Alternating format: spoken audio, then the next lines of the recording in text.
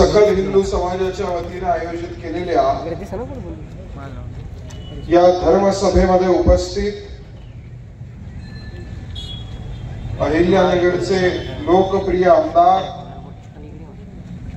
संग्राम भैया जगताप, ज्यांचं अतिशय तीक्ष्ण भाषण आपण सगळ्यांनी ऐकलं ते सागर भैया बेग,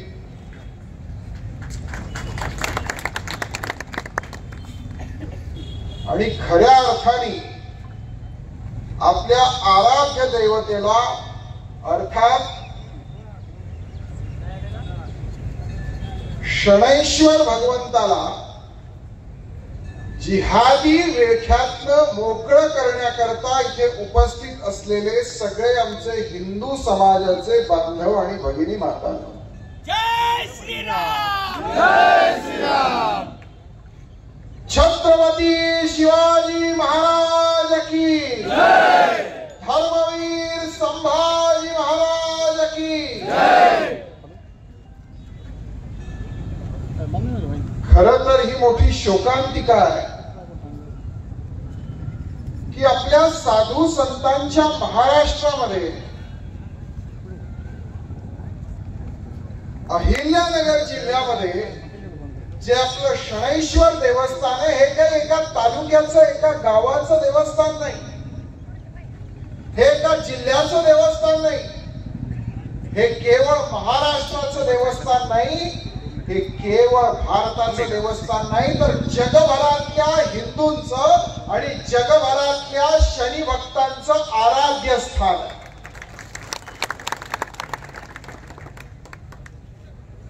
पण मोठी शोकांतिका ही आहे की जगातल्या हिंदूंचं आराध्य स्थान असलेल्या या देवस्थानाचा उपयोग तुम्ही तुमच्या वैयक्तिक राजकारणासाठी करता, तुमचा मतदारसंघ म्हणून तुम्ही शनैश्वर भगवंताला पाहता.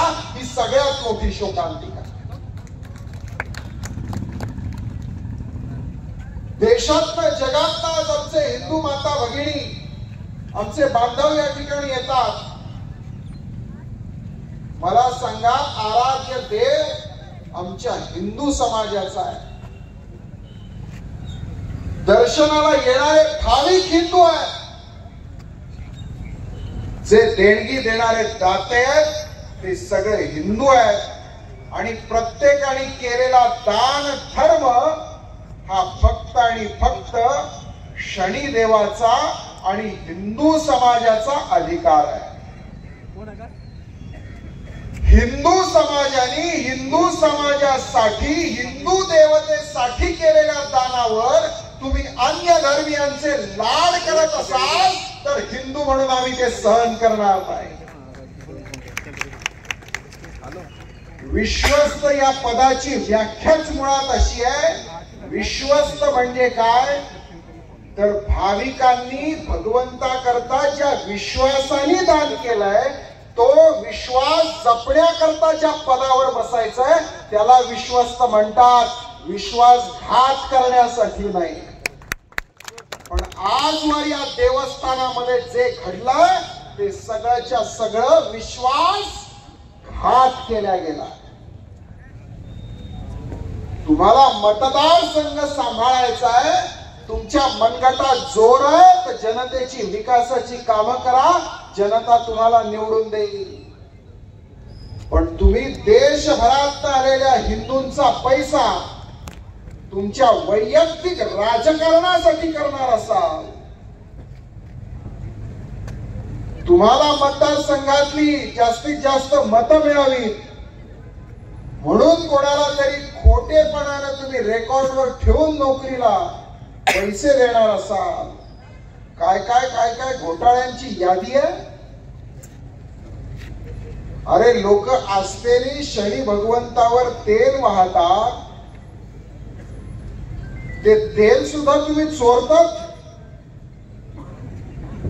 चोरून विकतात.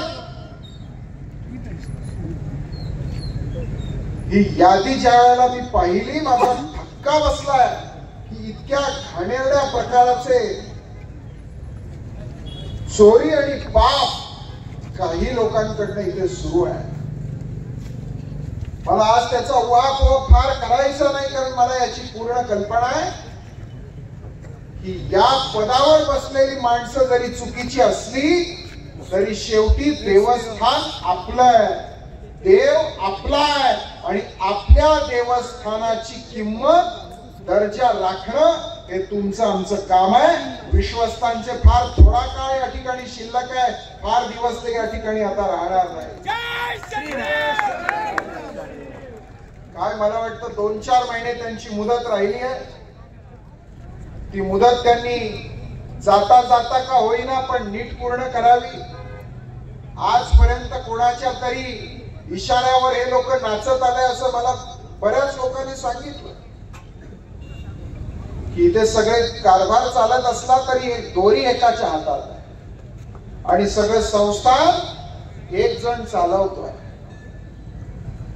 पण हे फार काळ चालणार नाही. आज मी या ठिकाणी आपल्या सगळ्यांचं मनपूर्वक अभिनंदन करण्यासाठी आलो आहे. सकल हिंदू समाजाची ताकद काय आहे ते आज सगळ्या हिंदुस्थानाने पाहिलं. शनी भक्तांची ताकद काय आहे हे संबंध भारताने आज पाहिलं आहे. आज सकल हिंदू समाज या ठिकाणी एकत्र होणार आहे. त्याच्या आदल्या दिवशीच देवस्थाननी त्या सर्वच्या सर्व 114 मुस्लिम कर्मचाऱ्यांना घरी पाठवण्याचा निर्णय घेतला आहे. कारण काय दिलं? कारण दिलं की त्यांनी गैरवर्तन केलं, गैरकृत्य केलं. म्हणजे चला हे त्यांनी मान्य केलं की ज्या 114 लोकांना घेतलं होतं ते सगळेच्या सगळे गैरकृत्य करणारे लोक आहेत. हे उशिरा सुचलेलं शहाणपण. या निमित्तानं या ठिकाणी एकत्रित झालेल्या सगळ्याच शनैश्वर भक्तांचं आणि हिंदू समाजाचं पुन्हा एकदा अभिनंदन करतो. आणि देवस्थाननी 114 लोकांना काढून टाकलंय असं त्यांनी काल उघडपणानं सगळ्या माध्यमांना त्यांनी प्रेस नोट दिली आहे, प्रतिक्रिया दिली आहे. पण येणाऱ्या काळामध्ये आज शनैश्वर भगवंताच्या प्रांगणामध्ये आपण सगळेजण हा संकल्प करूया की केवळ शनैश्वर देवस्थानच नाही तर महाराष्ट्रातल्या कुठल्याही देवस्थानामध्ये जर हिंदू धर्मियांना सोडून हिंदू धर्मियां व्यतिरिक्त मग ते मुस्लिम असतील, ख्रिश्चन असतील, अन्य कोणत्याही धर्मियांचे लाड केले तर ते हिंदू समाज खपवून घेणार नाही. देवस्थानात पूर्णपणे सकल हिंदू समाजाचाच अधिकार राहील. और ज्या देवस्थानांवरती प्रशासक असतो किंवा अध्यक्ष, सचिव ही पद, प्रशासकीय पद महाराष्ट्र शासनाची असतात, तिथे सुद्धा नियम असतो की जिल्हाधिकारी हिंदू असेल तरच मंदिराचा अध्यक्ष म्हणून ठेवता येईल, नाहीतर अतिरिक्त जिल्हाधिकाऱ्यांकडे तो पदभार द्यावा लागतो. आणि तुम्ही खुशाल 114 लोक कधीपासून या ठिकाणी मुस्लिम ठेवताय. म्हणून यापुढे केवळ शनी शिंगणापूरच्या शनैश्वर देवस्थानातच नाही तर महाराष्ट्रातल्या कोणत्याही मंदिरामध्ये अन्य धर्मियांचे आम्ही लाड खपवून घेणार नाही. आणि जर या ठिकाणी पुन्हा असा दुस्साहस, असा कुप्रयत्न कोणी केला तर निश्चितपणाने तो प्रयत्न हाणून पाडण्याकरता सकल हिंदू समाज एकत्र येईल आणि त्यांना धडा शिकवेल असा मला पूर्ण विश्वास आहे. आपण सगळेजण या ठिकाणी मोठ्या संख्येने उपस्थित झालात आणि शनैश्वर भगवंताच्या आजूबाजूला हा जो काही जिहादी प्रकार सुरू होता तो थांबवण्याकरता आपण सगळेजण एकत्र झालात. म्हणून आजचा हा चांगला संदेश केवळ अहिल्यानगर नाही तर महाराष्ट्रात नाही, संबंध देशात आपण देऊ शकलो आहोत. आणि म्हणून शनैश्वर भगवंताच्या चरणी आपण प्रार्थना करूया की भगवंता, तुझ्या भोवती असलेलं हे वाईट चालीरीतीचं चालणारं विश्वस्त मंडळ लवकरात लवकर बरखास्त होऊ दे आणि शनैश्वर भगवंताची सेवा करायला सकल हिंदू समाजाची, हिंदू समाजावर ज्यांची निष्ठा आहे, शनिदेवावर ज्यांची निष्ठा आहे, अशा चांगल्या लोकांना आपल्याला या ठिकाणी पुन्हा एकदा व्यवस्थापन मंडळामध्ये आणायचं आहे. आपण सगळेजण या ठिकाणी मोठ्या संख्येने आलात त्याबद्दल आपल्या सगळ्यांचे आभार मानतो. आर्य सनातन वैदिक हिंदू धर्म की जय. आर्य सनातन वैदिक हिंदू धर्म की जय. गो माता की जय. भारत माता की जय. भारत माता की जय. वंदे